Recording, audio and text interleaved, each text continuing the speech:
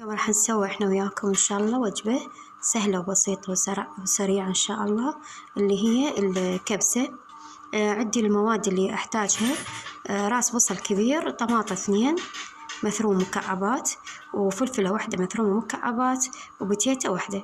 هاي الإضافة اللي أنا ضفتها. احنا نحب البتيتة كلش هواي، فأضيفتها ويا الكبسة صار طعمها كلش طيب. وعندي هنا الدجاج مقطعة إلى 8 قطع، وإذا تردون تسووها 4 قطع أو الدجاجة قطعتين تصير بكل الأحوال.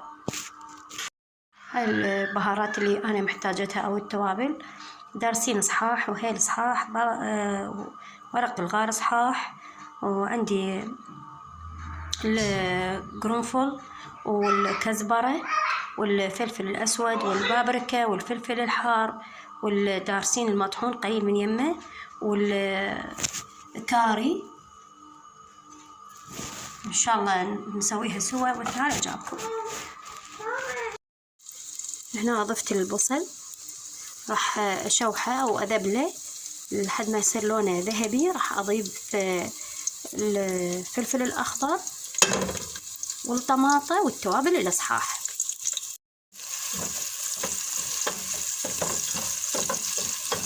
خليت كمية زينة من الزيت.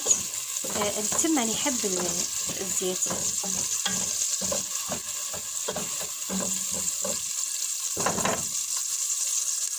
لما شفت البصل هيك ببلب هيك صورة وصار لونه ذهبي شوية، راح أضيف البوتيتا، لأن البوتيتا استواها بس يعني بطيء.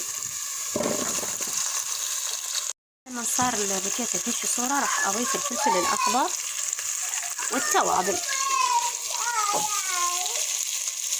الدجاج وراح أضيف عليه التوابل، بس الماجي راح أخليه آخر شي. خليت الكباب الصحاح والورق الغار والهيل الصحاح والدارسين وباقي التوابل اللي قلناها بداية الفيديو. راح أقلبهم تقريبا، أقلب بيهم لحد ما يتغير لون الدجاج. لما يوصل هيك مرحلة راح أضيف الطماطم. هسه لما صار هيك صورة راح أضيف الطماطم وفلفل أخضر، فلفل حار العفو.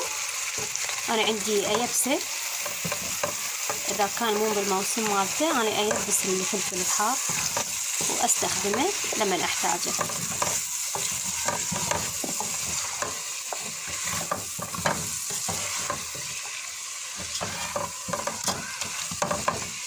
هسه راح أضيف المعجون والمي، وأنا التمن منقعته. التنقيع مالته هيك 10 دقايق أو ربع ساعة كلش كافي. راح أضيف 3 ملاعق كبار معجون، وأضيف 4 قلاصات أو 5 من المي حسب مقدار التمن مالتكم.